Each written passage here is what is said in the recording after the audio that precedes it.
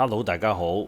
嗱，河馬又喺佢嗰條頻道出片咯喎，好耐都冇出過片啦。嗱，我唔係講緊尋日大鬧朗屏村嗰條喎，嗰條唔係佢拍㗎，係阿保安姐姐拍咗之後抌上網俾大家睇嘅啫。嗱，嗰條就夠爆啦，因為呢睇到嗰兩公婆醜態盡現啊，惡屎能登咁樣。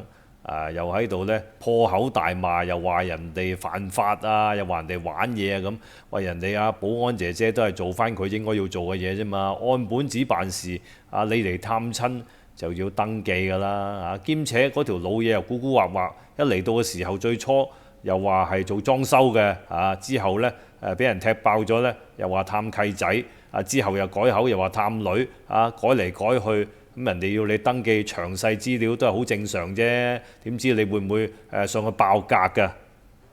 嗱，嗰條河馬就已經夠惡死啦，又話人哋玩嘢，又話人哋犯法咁夾硬咧就屈啲罪名俾人。嗰條老嘢仲惡係咁呵斥人哋添，大大聲聲。人哋話：哇，你使乜咁大聲？佢話：係啊，我係咁大聲㗎啦。我大聲唔代表我冇禮貌。發哥都係咁講嘅。哇！引用發哥電影裏邊嘅金句添喎，但係你知唔知發哥邊套戲裏邊講過先得㗎？係《監獄風雲》監躉即係證明佢都冇睇過呢套戲啦。條老嘢年紀大就係大啦，不過絕對唔能夠稱得上係老戲骨咯，因為啲戲太屎啦，流於表面係人都睇得到佢好落力去演。即係好似跟稿讀咁啦。但係呢套戲又收到預期嘅效果喎，好多媒體爭相報導。除咗我哋啲自媒體之外呢，連主媒體都報導譬如好似01星島Channel C 嗰啲，哇，嗰啲不嬲都唔講河馬好耐㗎啦，都講即係當佢時事咁講因為呢次呢個主題係講翻450萬嘅事件啊嘛。即係劇情交代到河馬終於忍唔到啦，急於要攞翻嗰450萬，就同嗰5個仔女講啦，你哋雖然都保管咗好耐，但係都係時候要俾翻我啦，因為呢450萬呢係我哋兩公婆共同嘅回憶啊。哇！真係聽到毛管戙關佢哋咩事啊？同埋啲錢點會係一種回憶先得㗎？錢就係錢啦，係嘛？貪錢就係貪錢啦，就包裝到呢好溫馨咁。咁照道理又揾完細女，又揾完大女，咁之後就應該都揾仔㗎啦。點知呢？星期日呢，突然間呢，又 Family Day 喎，同條老嘢翻咗去惠州飲茶。你真係估佢唔到係嘛？唔係乘勝追擊，而係高掛免戰牌。唔搞住啦，攤唞下先咁夠奇怪啦！明明搞到個頭興高采烈，突然間呢，倒啲水落去淋熄佢。可能任務已經完成咗啦，唔使再搞其他嘢啦。即刻急住去領獎賞，攞到錢呢，就走去慶功啦嘛。嗱臨呢，就返惠州飲茶，仲要呢，食好嘢喎。哇！又特別點咗呢個木瓜燉雪蛤喎，跟住又有灌湯餃喎。哇！擺滿台，大點特點即係平時都唔會叫呢啲嘢嘅。以前睇戲都睇唔少啦，啲大賊同啲同黨走去打劫完之後，個大佬一定千叮萬囑，佢哋唔可以咁大花筒短期內都唔好使錢住，收埋佢先，等風聲過咗啦，件事丟淡咗啦，先慢慢攞翻出嚟使咁就冇咁容易俾人發覺啦嘛。你咁急於使錢呢，就好容易俾人哋跟到啦。哇！呢條友明明之前都好窮噶，突然間咁風光，咁多錢使，食好嘢嘅隨時準備呢，洗定個8月15坐花廳就得啦。河馬咪正正係呢啲豬隊友咯，佢背後個大家姐都好憎佢㗎，又蠢又唔受控制，但係冇辦法啦，佢紅啊嘛即係有叫座力啊嘛，始終係票房保證啊嘛。而家一聲令下，哇全部人都報導佢啲嘢啦，係嘛？掩蓋晒呢原本呢人哋想宣傳嘅嘢。河馬大鬧朗屏村當日，剛好就係翁女俠新書嘅發佈會。有冇咁啱就係咁巧啦咁啱得咁巧就飛機撞紙鷂好似以前呢兩個台喺度爭收視咁亞視呢逢親搞啲咩亞洲小姐選舉台慶嗰啲呢大台嗰邊呢都會呢搞獎門人整一集出嚟頂佢嘅咁樣如今事過境遷啦，河馬又唔再急住追嗰450萬啦喎。又唔會話去個老嘢嗰啲仔屋企掠咯喎嚇。咁既然係咁，之前點解又會去嗰兩個女屋企掠啊？係咪好奇怪啊？嗱，咁而家河馬又出片啦，呢條片唔同啦，有講嘢㗎，唔係之前嗰啲淨係得圖㗎。雖然而家河馬就唔見樣啫，因為整容失敗就唔方便見樣啊，但係都會出聲㗎嘛。事關阿門哥讚佢把聲好甜啊，梗係借啲耳又要show 下 Colly 㗎啦。佢見人哋又 show Colly，佢都忍唔住要 show Colly 係嘛？即係嗰啲呢，出貼文嗰度，哇懶係好文采咁。你好叻咩？你有文采，我有聲，我有靚聲，我出翻把靚聲先又嗲下大家先。嗱，佢拍條片呢，叫人哋估下有幾重喎。咁我唔使估啦，目測起碼都過200磅啦。不過估中都冇用，佢實唔承認㗎，話自己得102斤啫嘛。再減多8斤就係完美啦。但係呢次唔係叫人哋估佢喎，係估個芒果。哇，好大隻芒果啊！你估有幾重？斤半啊，即係750克啊！哇，真係好大隻啊！但係呢次淨係買咗一隻啊，都夠2個人食㗎啦。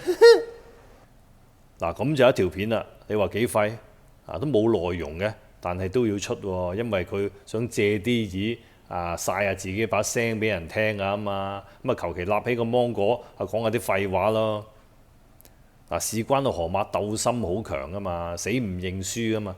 但係最近呢，就俾人哋搶盡風頭喎。啲人講緊佢嗰啲貼文唔係河馬寫㗎，河馬都唔識字嘅，點會寫得到咁好嘅貼文啊？啲文采咁好，一定係阿閃啦，河馬揾阿閃代筆寫嘅。喂，河馬都會聽其他網台嘅節目㗎嘛，一聽到佢哋咁講呢，梗係咬牙切齒啦嚇。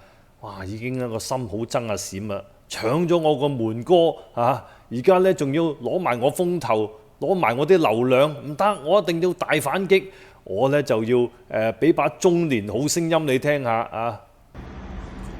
各位早晨，哇！呢隻芒果你估有幾重量？斤半重啊，即係750克㗎。哇！真係好大隻嘅，咁大隻嘅。我只係得買一隻咋，尋日買一隻，同埋呢個留另一半食。聽下河馬把聲幾嚇人憎啊嚇，攣住把聲咁樣扮到呢好似好嗲咁樣，咪有一隻雞嚟，仲要係一隻過氣嘅老雞嚟啫嘛。但係老雞都有火，河馬今次玩大咗，信錯咗阿閃啊！揾阿閃做管理員，諗住幫佢發啲貼文交代下啲事情咁啦。